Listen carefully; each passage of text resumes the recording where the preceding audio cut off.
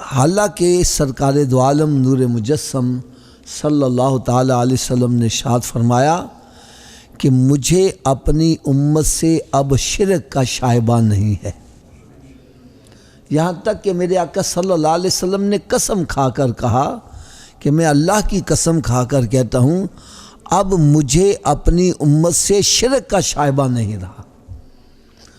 اب آپ اندازہ کرو جو میرے آقا صلی اللہ علیہ وسلم کی قسم پر اعتبار نہیں کر رہا وہ مسلمان کیسا ہوگا۔ اور دوسری بات یہ ہے کہ یہ بخاری اور مسلم کی حدیثوں میں دونوں میں موجود ہے۔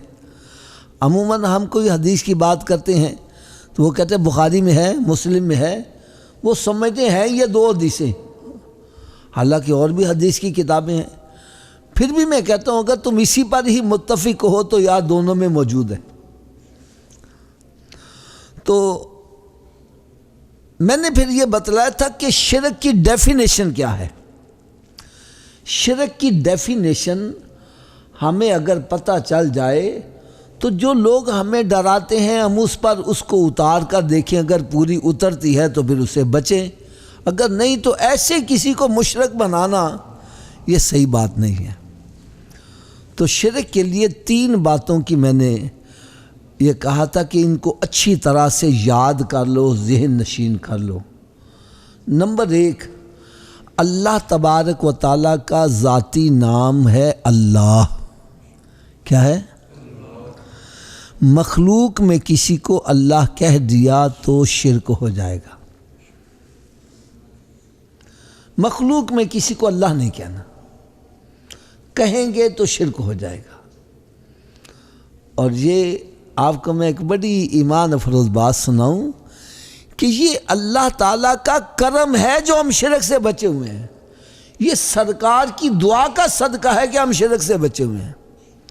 اللہ تعالیٰ کا ذاتی نام ہے اللہ، باقی اس کے صفاتی نام ہے، وہ رحمان ہے، رحیم ہے، کریم ہے، ستار ہے، غفار ہے، وہ جبار ہے، وہ قہار ہے، یہ سب اس کے کیا نام کہلاتے ہیں؟ صفاتی نام۔ اگر صفاتی نام کسی کو دے دیا جائے تو شرک نہیں۔ صفاتی نام کسی کو دے دیا جائے، مثلا کسی کو آپ اس کا نام عبد الغفور ہے، اس کو غفور کہہ دیتے ہو تو یہ شرک نہیں ہے، یہ شرک نہیں ہوگا۔ اور ہم جو شرک سے بچے ہوئے ہیں اپنی علم کی وجہ سے اور اپنی ہمت کی وجہ سے نہیں، سرکار کی دعا کے صدقے سے بچے ہوئے ہیں۔ یا دیکھو ایک بندے کا نام عبد الغفار ہے، اس کو آپ کہتے ہیں غفار صاحب کیا حال چال ہے، عبد الستار کو ستار کہہ دیتے ہو، عبد الرحیم کو رحیم کہہ دیتے، عبد الغفار کو، عبد الستار کو۔ کبھی کسی نے عبداللہ کو اللہ کہا ہے؟ کیوں نہیں کہا؟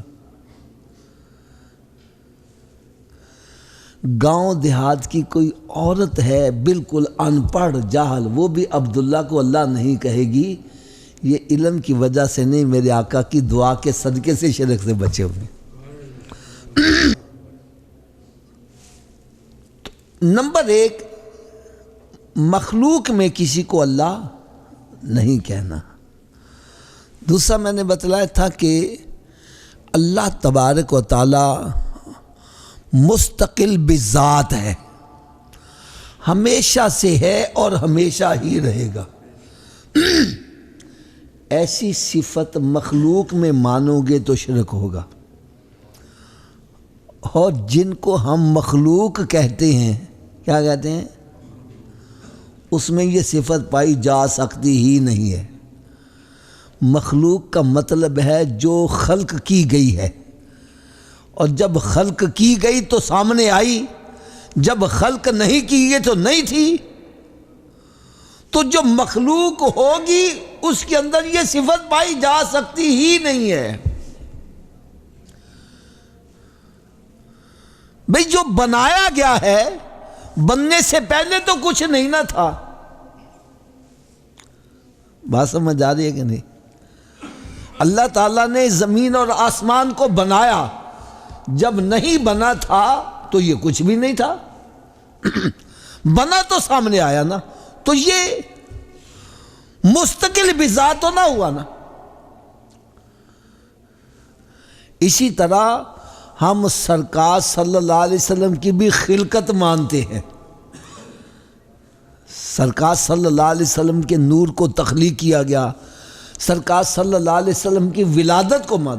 جب آپ کی خلقت نہیں ہوئی تھی تو کچھ بھی نہیں تھا، تو ہمارے آقا صلی اللہ علیہ وسلم بھی مستقل بذات نہیں ہیں۔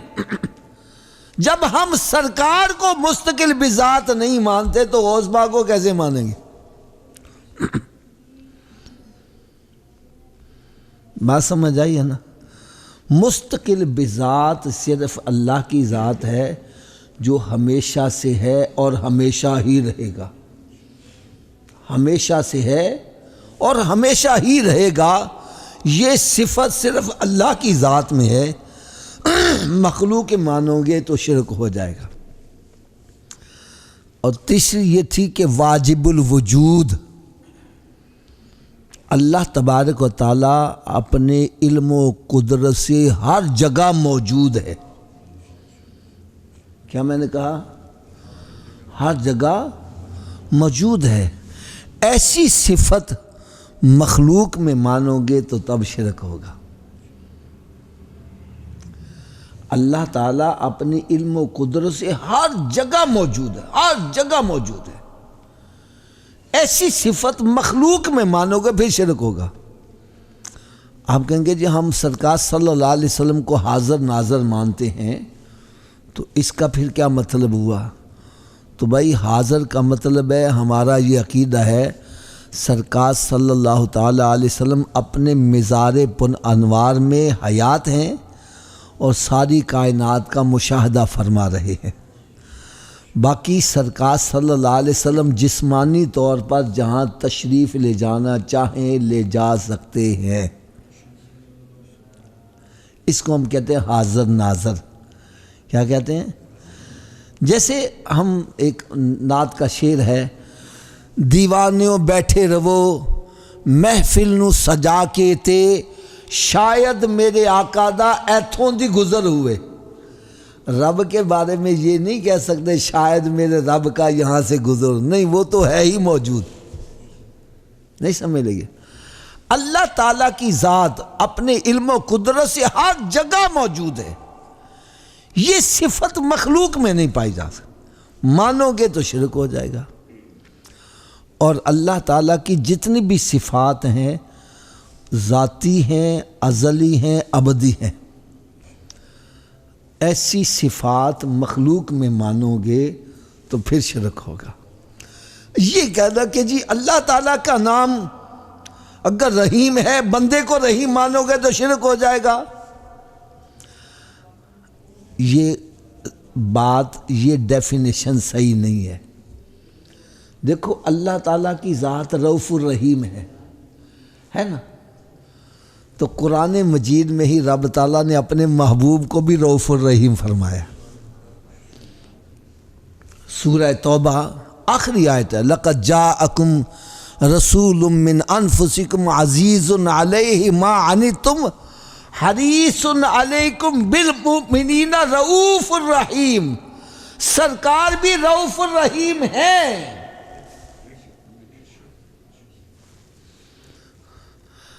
رب تعالیٰ سمیع اور بصیر ہے، اِنَّهُ هُوَ السَّمِيعُ الْبَصِيرُ، اور رب تعالیٰ نے ارشاد فرمایا میں نے بندے کو بھی سمیع اور بصیر بنایا ہے، وَجَعَلْنَاهُ سَمِيعًا بَصِيرًا،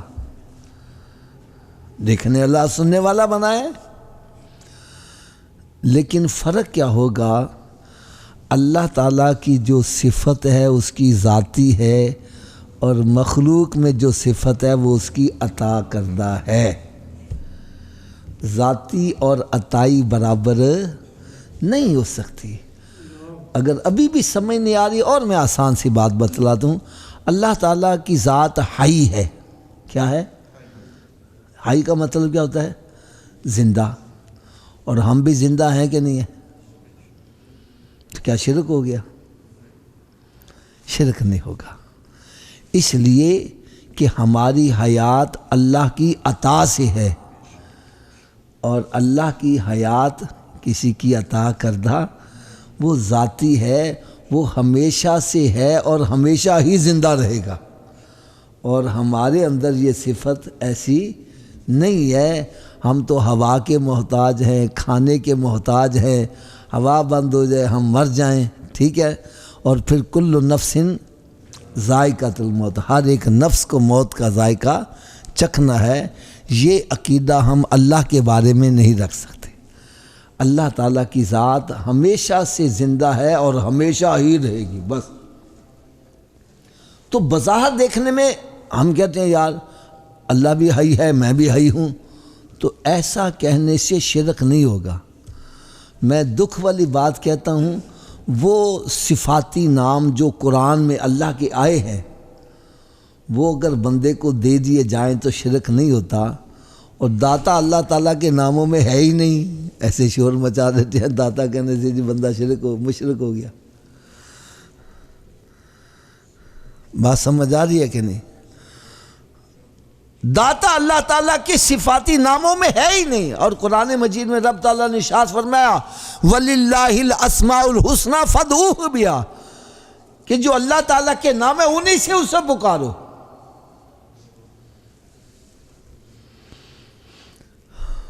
اور جی داتا کا مطلب دینے والا ہے، تو بھائی ہر دینے والا رب تھوڑی ہو سکتا ہے۔ کوئی بلڈ ڈونر ہے، خون دے رہا ہے، تو کیا وہ اللہ ہو گیا؟ نہیں، دینے والا، حقیقی دینے والی اللہ کی ذات ہے، اور اللہ کی عطا سے جو کسی کو دے رہا ہے، اللہ تعالیٰ کی عطا سے جو کسی کو دے رہا ہے، ایسی صفت مخلوق میں مانی جائے گی تو پھر شرک نہیں ہے۔ ہمارا عقیدہ یہ ہے کہ پیارے آقا صلی اللہ علیہ وسلم کے اندر جو بھی کمالات ہیں سب رب کے عطا کردہ ہیں، ان کے پاس ذاتی کمال کچھ بھی نہیں ہے۔ تو جب ہم سرکار میں ذاتی کمال نہیں مانتے تو پھر ولیوں میں کیسے مان لیں گے؟ لہٰذا جس کے اندر مخلوق میں جو بھی کمال موجود ہے، چاہے وہ علم غیب ہے، چاہے وہ رحیم ہے، چاہے وہ غنی ہے، چاہے وہ میرا مطلب ہے کہ لوگوں کی بھلائی کرنے والا ہے، چاہے وہ مولانا ہے، یہ سب صفتیں اللہ تعالیٰ کے اندر بھی ہیں، اور مخلوق میں مانو گے کہ یہ مخلوق میں صفت جو ہے اللہ کی عطا کردہ ہے تو پھر شرک نہیں ہوگا۔ تو لہٰذا جو بندے ایسے ڈراتے رہتے ہیں ان کی باتوں میں نہیں آنا چاہیے۔ یہ اللہ تعالیٰ کا بہت بڑا کرم ہے، اللہ تعالیٰ نے ہمیں اپنے محبوب کا امتی بنایا ہے، اور سرکار صلی اللہ علیہ وسلم نے ارشاد فرمایا میں اپنی امت کو ایسا درس دے کے جا رہا ہوں کہ مجھے اب اس سے شرک کا شائبہ نہیں رہا۔ اس کے بعد جو سب سے بڑا کبیرہ گناہ ہے وہ ہے اللہ تعالیٰ کی رحمت سے مایوس ہونا۔ کیا ہے؟ یہ ٹاپک ذرا بڑے توجہ سے سننے والا ہے، بڑے غور سے سننے والا ہے۔ انسان جتنے مرضی گناہ کر لے اللہ کی رحمت سے مایوس نہیں ہونا چاہیے۔ قرآن مجید میں رب تعالیٰ نے ارشاد فرمایا قل یا عبادی الذین اسرفوا علی انفسہم لا تقنطوا من رحمت اللہ، اے میرے بندو جب تم اپنی جانوں پر ظلم کر بیٹھو تو میری رحمت سے مایوس نہ ہو جاؤ، تم توبہ کرو میں تمہارے سارے گناہ معاف کر دوں گا، بلکہ یہاں تک کہتا ہے اس طرح تمہیں گناہوں سے پاک کر دیا جائے گا جیسے تم ابھی ماں کے پیٹ سے پیدا ہوئے۔ تو اللہ تعالیٰ کی رحمت سے مایوس ہونا یہ بھی بہت بڑا کبیرہ گناہ ہے، اور اس کے بعد جو گناہ ہے وہ اختر بھائی اندر کو ہلا کے اس نے رکھ دیا، وہ یہ ہے کہ اللہ تعالیٰ کے عذاب سے بے خوف ہو جانا اور اللہ تعالیٰ کی رحمت کی امید پر گناہوں پہ دلیر ہو جانا، یہ سب سے بڑا کبیرہ گناہ ہے۔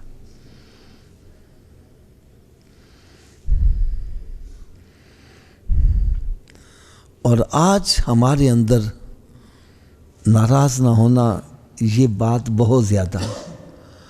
ہمارے نعت خواں حضرات علماء کرام الا ماشاءاللہ اکثریت یہی کہ لوگوں کے دلوں سے خوف خدا نکالا جا رہا ہے. لوکاں مینوں ایویں ہی آن ڈرایا، ڈر نکال دیا. مت گھبراؤ، سرکار شفاعت کریں گے، اے گناہ گارو تمہاری موجیں لگ جائیں گی، تمہیں کوئی گھبرانے کی ضرورت نہیں ہے. اب جس بندے کو یہ بتلایا جائے کہ تمہیں ڈرنے کی ضرورت نہیں ہے، وہ نماز پڑھے گا، وہ حرام سے بچے گا، وہ شراب سے بچے گا. قرآن مجید میں رب تعالیٰ نے ارشاد فرمایا وَإِنَّهَا لَكَبِيرَةٌ إِلَّا عَلَى الْخَاشِعِينَ. یہ نماز پڑھنا، روزہ رکھنا، حلال کھانا، حرام سے بچنا، یہ کام بڑے مشکل ہیں، لیکن جس کے دل میں خوف خدا آ جائے اس کے لیے سب کام آسان ہو جاتے. آج جب ہمارے دلوں سے خوف خدا ہی نکال دیا گیا، ہماری مسجدیں ویران ہو گئی، جمعے کے اڈے آباد ہو گئے، عیاشی فحاشی کے اڈے آباد ہو گئے. ہمارے دلوں سے خوف خدا نکال دیا گیا.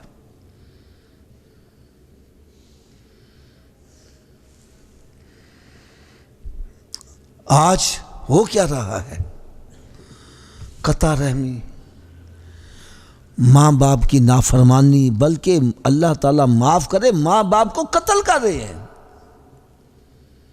اور ہم لوگوں کو جنت کی ٹکٹیں بانٹ رہے ہیں. کوئی گھبرانے کی ضرورت نہیں، دوزخ میں تو کیا میرا سایہ نہ جائے گا. عجیب منطق بنی ہوئی ہے یار، عجیب حساب بنا ہوا ہے.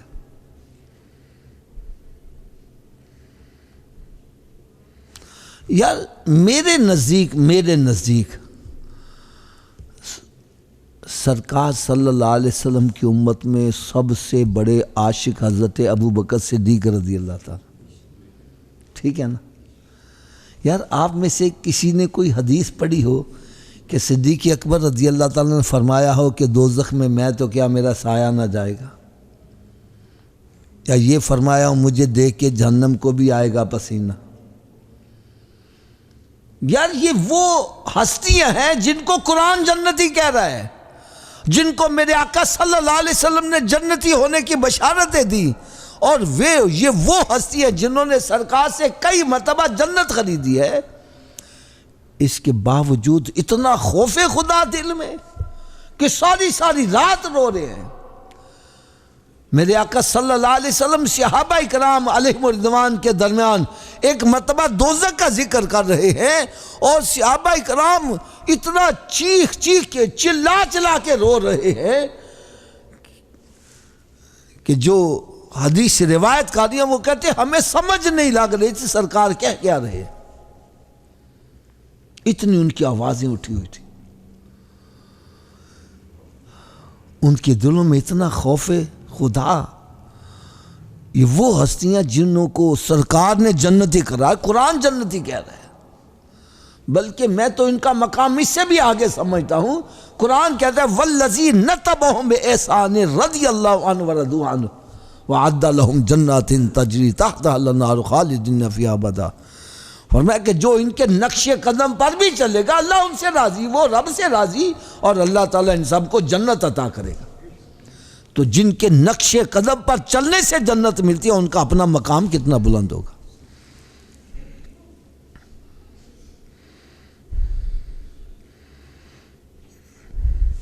یار اور باتیں سب ایک طرف چھوڑو،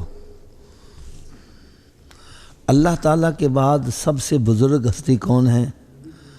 سرکار دو عالم نور مجسم صلی اللہ علیہ وسلم. یہ سرکار کی ذات وہ ذات ہے جن کی خاطر ساری کائنات بنائی گئی، اور اللہ تعالیٰ نے اپنے محبوب کو مختار نبی بنا کے بھیجا. ٹھیک ہے نا؟ جس کو جو چاہے عطا فرما دے. میں آپ سے ایک سوال کرتا ہوں، کیا سرکار رب سے نہیں ڈرتے تھے؟ کوئی یار مجھے یہ تو جن کی خاطر ساری کائنات بنائی گئی، کیا وہ رب سے نہیں ڈرتے تھے؟ یار آپ کے خوف کا یہ عالم تھا کہ حدیث مبارکہ میں آتا ہے سرکار صلی اللہ علیہ وسلم کے سینے اقدس پر ہاتھ رکھا جاتا تو ایسے محسوس ہوتا جیسے ہنڈیا کے اندر پانی ابل رہا ہے۔ صحابہ کرام پوچھے یا رسول اللہ یہ کیا ماجرا ہے؟ فرمایا یہ خوف خدا کی وجہ سے ہے۔ اور آج ہمیں یہ درس دیا جا رہا ہے کوئی ڈرنے کی ضرورت نہیں ہے، ہم تے جنت میں چھلانگے مارتے جائیں گے۔ اور قرآن کیا کہہ رہا ہے؟ ام حسبتم ان تدخلوا الجنت ولما یاتکم مثل الذین خلوا من قبلکم مستهم البأساء والضراء وزلزلوا حتی یقول الرسول والذین آمنوا معه متى نصر اللہ الا ان نصر اللہ قریب۔ فرمایا تم نے کیا سمجھ لیا جنت تمہیں ایسے مل جائے گی، ایسے راہ گزرتے مل جائے گی جبکہ تم کسی آزمائش میں نہیں ڈالے گے؟ فرمایا یاد رکھو جنت حاصل کرنے والوں پر ایسی ایسی کڑی آزمائشیں آتی ہیں کہ بعض کا اللہ کے نبی، اس کے رسول اور اس کے ساتھی بھی پکار اٹھتے ہیں یا اللہ تو کب ہماری مدد کرے گا؟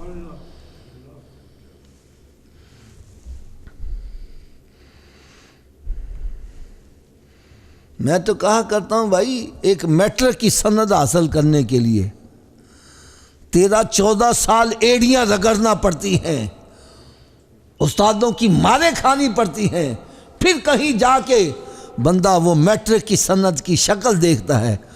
یا تم جنت کو میٹرک کی سند سے بھی سستا سمجھ رہی ہو؟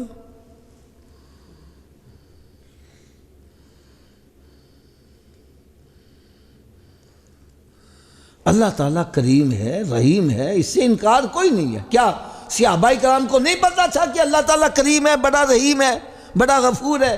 کیا صحابہ کرام کا عقیدہ نہیں تھا کہ سرکار شفاعت فرمائیں گے؟ کیا انہوں نے نیکیاں چھوڑ دی تھی؟ وہ گناہوں پہ کمر بستہ ہو گئے تھے۔ آج ہم کس امید پر گناہ کر رہے ہیں؟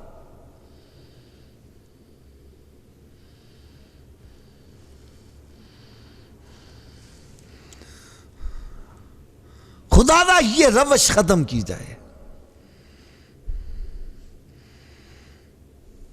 اس میں کوئی شک شبہ نہیں ہے۔ اللہ تعالیٰ بڑا کریم ہے، بڑا رحیم ہے، لیکن وہ قہار و جبار بھی ہے۔ میرے آقا صلی اللہ علیہ وسلم بشیر بھی ہیں اور نذیر بھی ہے۔ یار یہ صفت کون بیان کرے گا؟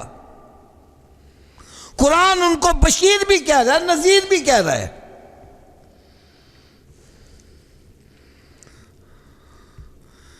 کہ سرکار صلی اللہ علیہ وسلم خوشخبری سنانے اور ڈر سنانے والے بھی ہیں۔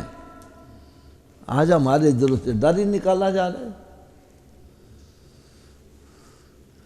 لوگوں کی ذہنوں میں یہ تصور ڈالا جا رہا ہے، یہ عقیدہ بٹھایا جا رہا ہے ہم مسلمان کے گھر میں پیدا ہوئے، مولوی صاحب نے آ کر 5:30 اذان پڑھ دی، بس ہم جنت کے ٹھیکیدار بن گئے۔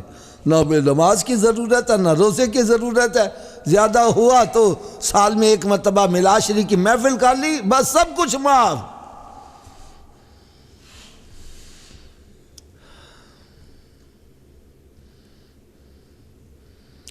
اگر بھائی یہی مقصد ہے تو مجھے میری اصلاح کر دو، میں غلط ہوں تو میری اصلاح کر دو۔ نبی پاک صلی اللہ تعالی علیہ وسلم کی اس کائنات میں جلوہ گری کا مقصد کیا تھا؟ لوگوں کو گناہوں پہ لگانا یا گناہوں سے ہٹانا؟ تو ہم کیا کر رہے ہیں؟ گناہوں سے بندہ ہٹے گا کب؟ جب ان کو ڈراؤ گے، ان کو گناہوں کی سزا سناؤ گے۔ یہ حدیث نہیں ہے کہ میرے آقا صلی اللہ علیہ وسلم نے ارشاد فرمایا جو جان بوجھ کر ایک نماز ترک کرتا ہے اس کا نام دوزخ کے دروازے پر لکھ دیا جاتا ہے۔ یار یہ کون سنائے گا؟ یہ قرآن کی آیت نہیں ہے کہ قیامت کے روز جب جنتی جنت میں چلے جائیں گے، جہنمی جہنم میں جائیں گے، تو جنتی جہنمیوں سے پوچھیں گے ما سلککم فی سقر، اور تم کس وجہ سے دوزخ میں آئے؟ تو دوزخی کہیں گے قالوا لم نک من المصلین، ہم نماز نہیں پڑھتے تھے۔ کیوں جی؟ نماز کافر پر فرض تھی، مسلمان پر فرض ہے یار۔ اور جو نماز نہیں پڑھتا وہ جہنم میں گیا ہے، جنتی ان سے پوچھ رہے ہیں کس وجہ سے جہنم میں آیا۔ ہم سمجھتے ہیں مسلمان جنت میں جائے گا ہی نہیں، یہ سوچ غلط ہے۔ ہاں فرق یہ ضرور ہے، کافر جہنم میں جائے گا، ہمیشہ کے لیے جائے گا، اس میں سے وہ نکل نہیں سکتا، اور مسلمان جہنم میں جائے گا، اپنے گناہوں کے سزا بھگت کے ایک نہ ایک دن جنت میں جائے گا۔ لیکن یار دوزخ کی سزا کا ایک سیکنڈ گزارنا برداشت ہو جائے گا؟ حدیث مبارکہ میں آتا ہے جہنم کا سب سے ہلکا عذاب یہ ہے کہ کسی کو جہنم کی جوتیاں پہنا دی جائیں گی، اور جب جہنم کی جوتیاں پہنائی جائیں گی تو اس کا دماغ اس طرح کھول رہا ہوگا جس طرح ہنڈیا کے اندر پانی ابل رہا ہے۔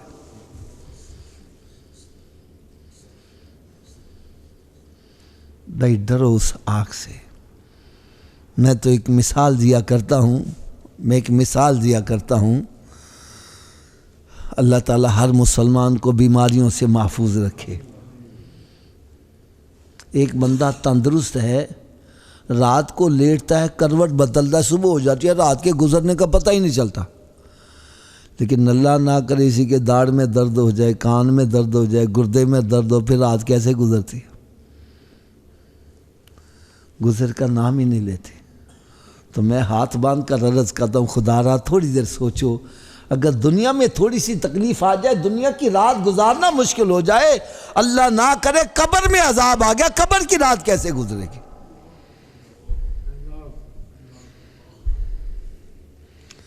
دنیا میں تو بیوی بچوں کو بلا لیتا ہے، دوست آؤ میرا دل بہلاؤ، مجھے تکلیف بڑی ہو رہی ہے، قبر میں کس کو بلاؤ گے یار؟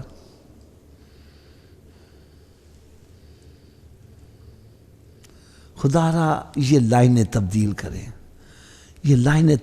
کریں۔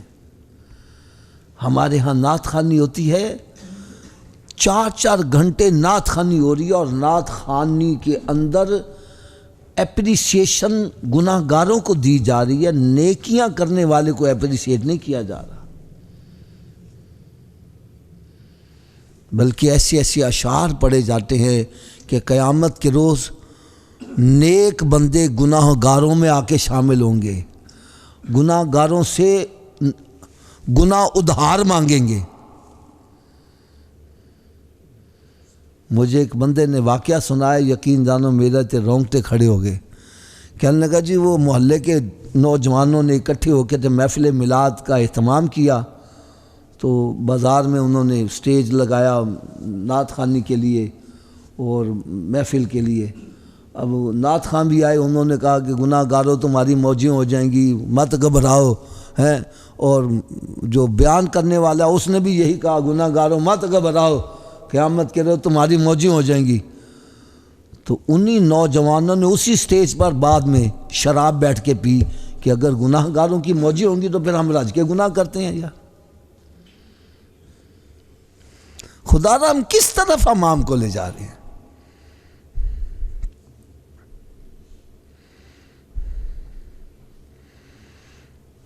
آؤ میں آج کو آپ کو اس کا صحیح سولوشن بتلاؤں، صحیح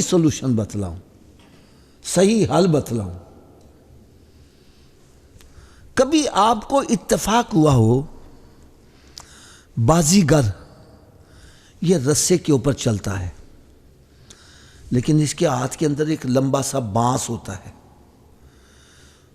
اور وہ جب چلتا ہے تو کبھی بانس کو ادھر کرتا ہے، کبھی بانس کو ادھر کرتا ہے، کبھی ادھر کرتا ہے، یہ ادھر کرتا ہے۔ یہ ایسا کیوں کرتا ہے؟ وہ اپنا بیلنس برقرار رکھتا ہے۔ جب ادھر گرنے لگتا ہے تو ادھر وزن زیادہ کر لیتا ہے، ادھر گرنے لگتا ہے تو ادھر وزن زیادہ کر لیتا ہے۔ وہ اپنے بیلنس کو برقرار رکھتا ہے تو پھر وہ رسے پر چلتا رہتا ہے۔ بالکل اسی طرح سمجھ لو کہ مومن اسلام کی رسی پر چل رہا ہے، اس کے ایک طرف خوف ہے اور ایک طرف امید ہے۔ اگر انسان کے اندر خوف اتنا بڑھ جائے کہ وہ رب کی رحمت سے مایوس ہو گیا ہے، وہ کہتا میری بخشش ہو ہی نہیں سکتی، ایسے بندے کو چاہیے کہ امید والا پلڑا بھاری کرنے کے لیے ایسے واقعات، ایسی حدیثیں سنائی جائے کہ اللہ تعالیٰ 100 بندے کے قاتل کو بھی بخش دیتا ہے، مایوس نہ ہو۔ وہ بڑا کریم ہے، وہ بڑا رحیم ہے. وہ بخشنے پہ آ جائے تو حضرت امام غزالی رحمۃ اللہ تعالی علیہ خواب میں کسی نے دیکھا کہ آپ کے ساتھ رب نے کیا معاملہ کیا. وہ کہنے لگے اور تو کوئی نیکی میری بخشش کا سبب نہ بنی، میں دوات کے اندر قلم کے ساتھ ڈوبا لگایا اور لکھنا چاہتا تھا کہ ایک مکھی پیاسی آئی، اس نے سیاہی کو پینا شروع کر دیا. تو میں نے سوچا اگر میں نے قلم کو حرکت دی تو یہ پیاسی بیچاری اڑ جائے گی. میں نے قلم کو پکڑے رکھا یہاں تک کہ وہ پیاس بجھا کر اڑ گئی. اللہ تعالیٰ نے اسی کے صدقے میری بخشش کر دی. تو اللہ تعالیٰ ایسے بندے کو جس کے دل میں مایوسی چھا چکی ہے اس سے یہ کہا جائے بھائی سرکار شفاعت فرمائیں گے، تم اللہ کی رحمت سے مایوس نہ ہو، آؤ اس طرف پلٹ آؤ، سچے دل سے توبہ کرو اور توبہ ایسی کرو کہ آئندہ ایسے گناہ نہیں کرنے. یہ نہیں توبہ کر کے پھر گناہ شروع کر دو یار، یہ تو مذاق ہو گیا. اور اگر اس کے اندر امید اتنی پیدا ہو گئی ہے کہ وہ گناہوں پہ ہی دلیر ہو گیا، او بڑا اللہ کریم ہے اور جو مرضی کرو اور کچھ نہیں ہوتا، سرکار شفاعت میں سرکار بخشوا لیں گے، وہ سرکار کی شفاعت کے آڑ میں اللہ کی رحمت کے بھروسے پر گناہوں پہ دلیر ہو رہا ہے. ایسے بندے کو خوف والی باتیں سنانی چاہیے تاکہ وہ بندے کا بیلنس برقرار رہے اور بندہ اسلام کی رسی پر چلتا رہے. جیسے ایک بندہ تھا نا، ایک بندہ پہلے زمانے میں ٹال ہوتے تھے لکڑیوں کے، تو وہاں پر مزدور بیٹھے ہوتے تھے، ان سے جا کے ہم کہتے بھائی یہ ایک من لکڑی اٹھا کر ہمارے گھر میں چھوڑاؤ.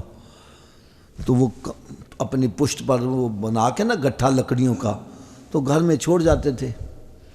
ایک بندہ بڑا نیک متقی پرہیزگار تھا، اس کا انتقال ہو گیا.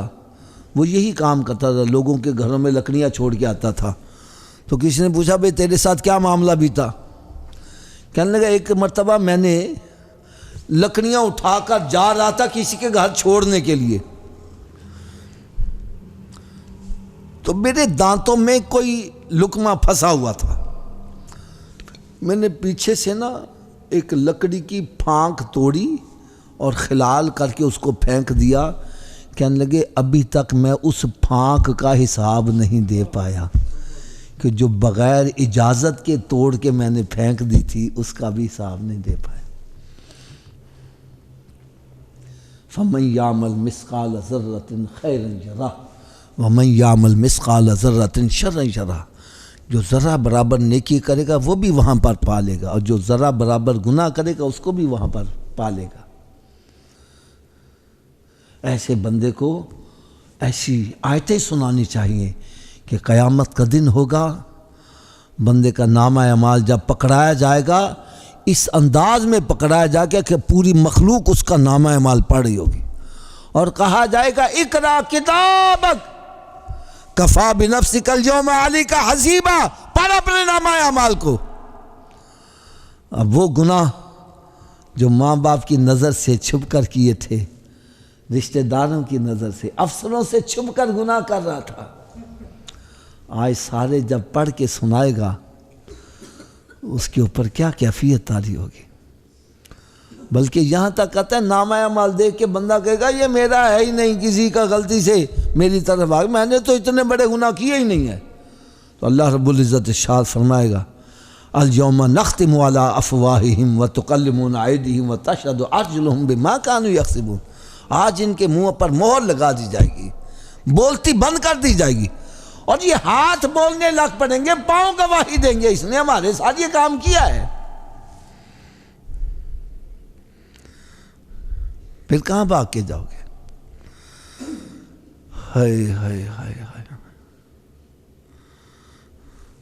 آج نیک اور بد سب مل کر رہ رہے ہیں، نمازی ہے، بے نمازی ہے، شرابی ہے، زانی ہے، متقی پرہیزگار ہے، سب مل کے رہ رہے ہیں. لیکن قیامت کے روز ایسا نہیں ہوگا.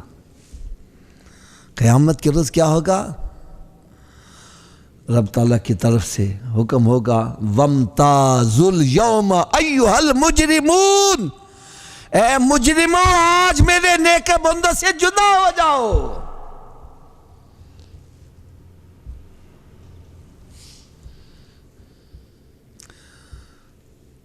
اور مجرموں کو کیسے پتہ چلے گا؟ فَيَوْمَئِذٍ لَا يُسْأَلُ عَنْ ذَنبِهِ انس ولا جان. اس وقت کوئی حساب کتاب نہیں ہوگا. پتہ کیسے چلے گا؟ فرمایا یعرف المجرمون بسیمہم، مجرم اپنے چہروں سے ہی پہچانے جا رہے ہوں گے.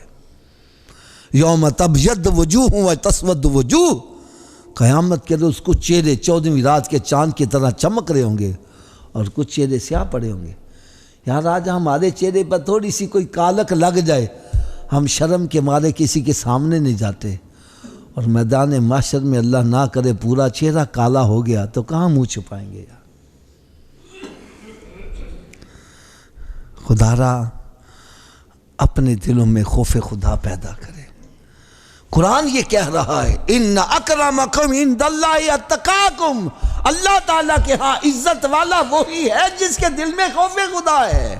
ارے جب خوف خدا ہی نکال دو گے عزت کہاں تمہیں ملے گی؟ الا ان اولیاء اللہ لا خوف علیہم ولا هم یحزنون، خبردار جو اللہ کے دوست ہیں ان کے اوپر کوئی خوف اور ڈر نہیں ہے. لیکن اللہ کا دوست ہے کون؟ فرمایا الذین آمنوا وکانوا یتقون، وہ صاحب ایمان ہوگا اور اللہ سے ڈرنے والا ہوگا. ہمارے دلوں سے ڈر ہی نکال دیا جا رہا ہے.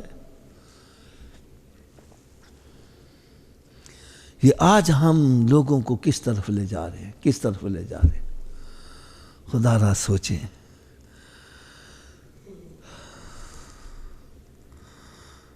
میرے آقا صلی اللہ تعالی علیہ وسلم صحابہ اکرام کے اندر بیٹھ کے دوزخ کا ذکر کر رہے ہیں. کن کو دوزخ کا ذکر سنا جائے؟ جو قطعی جنتی ہے. اور آج کبھی ہم نے جہنم کا ذکر کیا ہے؟ کیا یہ جہنم کا ذکر کرنا منع ہے؟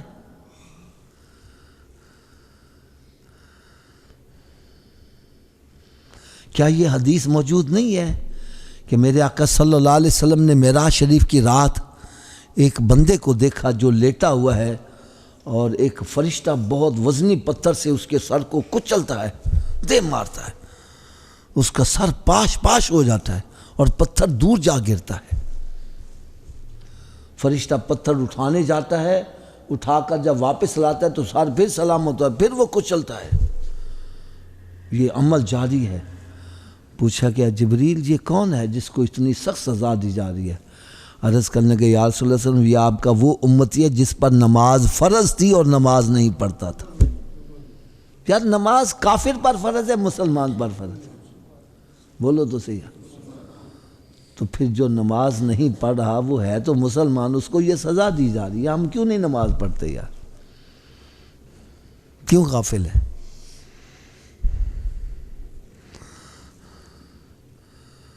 تو آج یہ سلسلہ چل رہا ہے، ہمارے دلوں سے خوف خدا نکالا جا رہا ہے. ہمارے دلوں سے خوف خدا نکالا جا رہا ہے.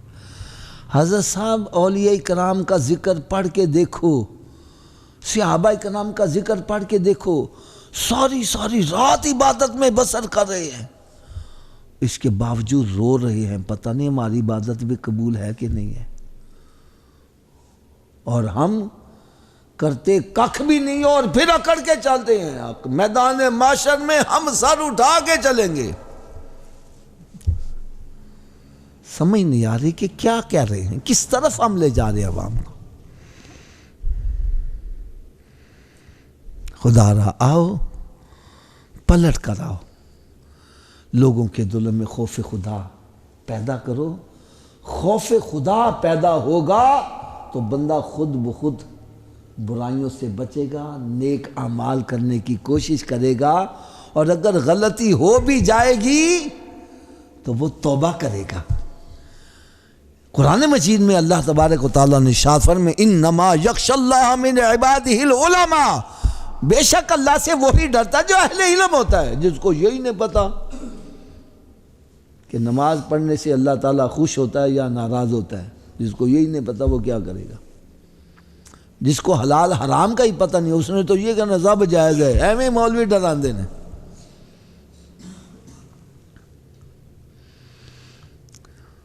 خدا را میں تو آخر میں ایک چھوٹی سی مثال دینے لگا ہوں، اللہ کرے یہ ہمارے دلوں میں اتر جائے۔ حضرت صاحب ہمارے گھر میں صندوق ہوتے ہیں کہ نہیں؟ ان میں گندے کپڑے رکھتے ہو صاف رکھتے ہو؟ گندے کیوں نہیں رکھتے؟ اس کا یہی آپ جواب دیں گے نا حافظ صاحب، ہم نے صندوق بنایا ہی پاک کپڑوں کے لیے ہے، ناپاک کپڑوں کے لیے ہم نے باسکٹ رکھی ہے۔ کیوں جی؟ صندوق ان کپڑوں کے لیے بنایا ہے پاک کپڑوں کے لیے، اور ناپاک کپڑوں کے لیے باسکٹ رکھی ہے۔ یا جب ہم نے صندوق پاک کپڑوں کے لیے بنایا، اس میں ناپاک نہیں رکھتے، اور رب تعالیٰ نے بھی جنت پاک لوگوں کے لیے بنائی ہے، ناپاکوں کے لیے جہنم بنائی ہے۔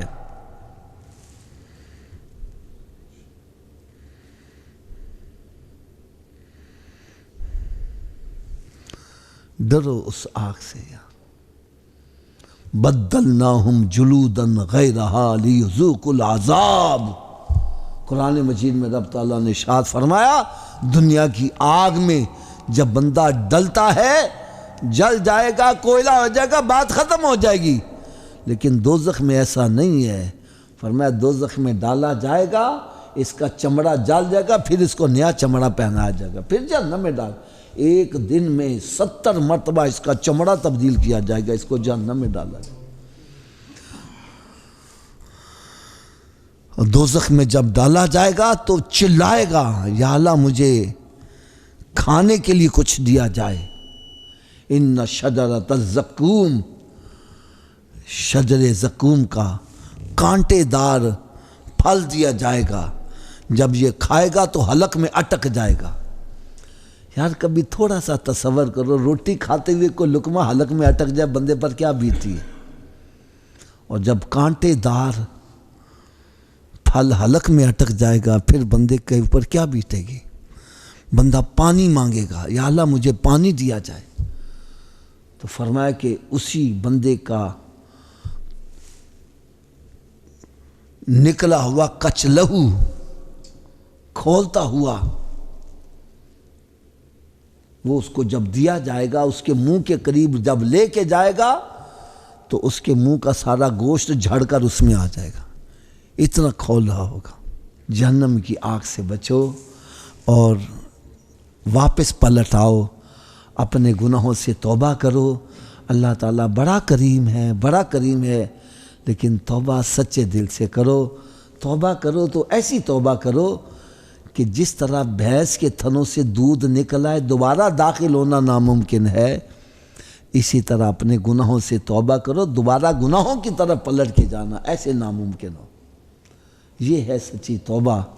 اللہ تبارک و تعالی ہم سب کو آخرت کی فکر عطا فرمائے اور سچے دل سے توبہ کرنے کی توفیق عطا فرمائے، اور گناہوں سے بچنے اور نیک اعمال کرنے کی توفیق عطا فرمائے۔ وما علیہ الا البلاغ۔